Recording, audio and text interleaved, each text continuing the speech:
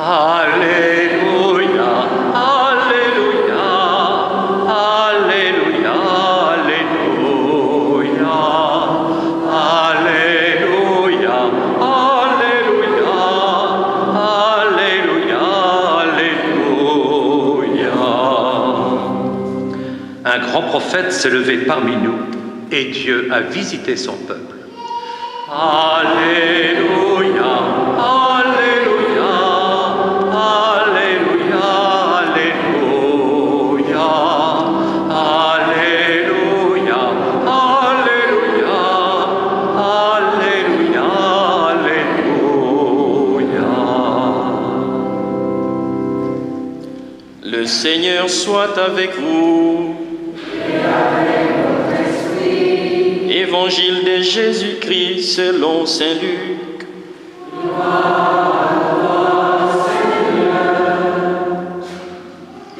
En ce temps-là, Jésus s'est rendu dans une ville appelée Naïm. Ses disciples faisaient route avec lui, ainsi qu'une grande foule. Il arriva près de la porte de la ville, au moment où l'on emportait un mort pour l'enterrer.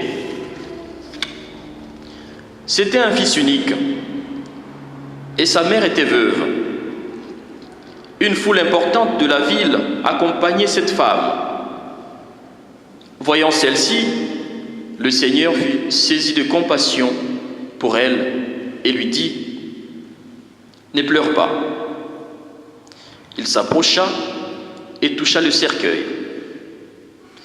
Les porteurs s'arrêtèrent et Jésus dit : « Jeune homme, je te l'ordonne, lève-toi. » Alors le mort se redressa et se mit à parler.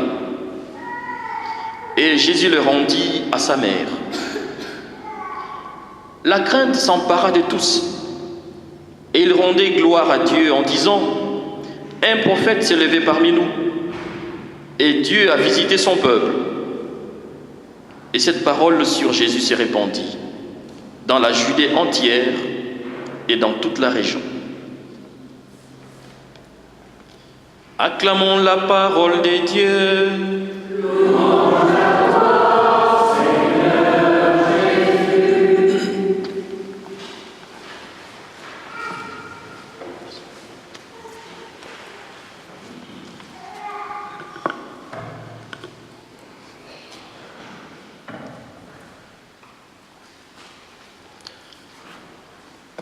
L'évangile que nous venons d'entendre nous présente la situation d'une femme veuve qui vient de perdre le seul fils qu'elle avait. Nous pouvons ainsi nous imaginer une personne en train de vivre des situations difficiles qui s'enchaînent. Puisque veuve, nous comprenons qu'elle venait de perdre son mari. Et dans cet évangile d'aujourd'hui, c'est son fils qui s'en va. Nous pouvons bien comprendre la situation de cette femme si nous nous situons dans les contextes de son époque. La condition de la femme à cette époque était particulièrement difficile. Le mari, le fils, constitue au fait une protection pour la femme.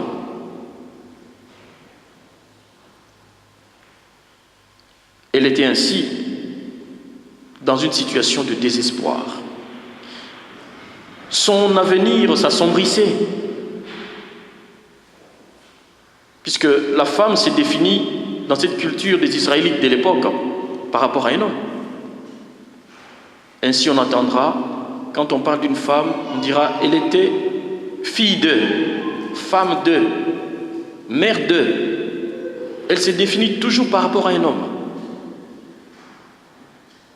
Dans cette situation de l'évangile d'aujourd'hui, nous comprenons qu'elle était dans le désespoir total. Voilà que Jésus, qui fait chemin avec ses disciples, voit ces cortèges qui se dirigent vers le cimetière. Il voit et il s'arrête. Et c'est là que se trouve le message de l'évangile d'aujourd'hui. Le fait simplement de voir, de s'arrêter. Il s'arrête simplement parce qu'il est ému. Il est remué jusqu'aux entrailles. Il perçoit la souffrance de cette femme. Et la pitié qu'il manifeste est encore plus profonde. Ce n'est pas une simple gentillesse, en fait, qui lui fait arrêter. Il est touché au fond de sa propre personne. Il lui a suffi de voir pour se rendre compte de la souffrance qui accablait cette femme, dépouillée de tout ce qui pouvait faire sa joie, de tout ce qui pouvait constituer son soutien. Et là, nous avons un visage de Jésus, plein de compassion. Cet évangile d'aujourd'hui nous donne l'occasion de méditer sur notre vécu de la compassion. C'est vraiment un besoin dans la vie de toute personne de vivre cette compassion, de la manifester à l'égard des autres, car l'homme en a aussi besoin. Il arrive que nous ayons besoin de la compassion des autres. Et le geste que Jésus pose en touchant le cercueil est plein de sens. Il veut au fait, à travers ces gestes,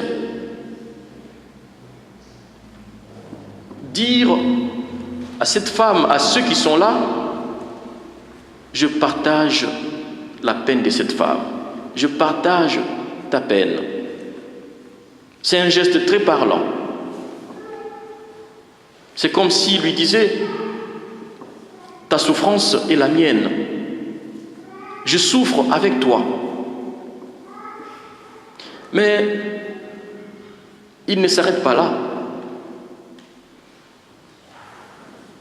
Il va jusqu'à l'action. Et c'est ça encore une autre dimension importante de la compassion. Elle ne s'arrête pas à la souffrance qu'on éprouve au fond de soi-même, mais elle va jusqu'à l'agir. En touchant, Jésus commence déjà là une action. Mais cette action commence d'abord par voir, percevoir. Et c'est un aspect très important pour la vie de l'homme aujourd'hui, qui a besoin d'une compassion. Mais cette compassion doit d'abord commencer par une certaine perception. Et là, de ma méditation, je me pose quelques questions que chacun peut aussi se poser. Qu'est-ce que je vois? Qu'est-ce que mes sens perçoivent quand je suis en face de mon frère, de ma sœur? Suis-je capable de comprendre ce qu'il vit, ce qu'elle vit? Je le dis parce que nous avons des frères, des sœurs, des proches qui peuvent souffrir, mais en silence, sans se plaindre. Il revient alors à moi de me rendre compte qu'il y a une souffrance profonde dans l'autre, même si ce dernier ne crie pas au secours. Et c'est là que se trouve une note importante de la vie du chrétien. Je ne peux que, devant mon incapacité de me rendre compte que l'autre souffre, me confier entre les mains du Seigneur, lui demander la grâce de regarder l'autre tel que lui le regarde. Qu'il me donne un cœur qui puisse battre au rythme de son cœur.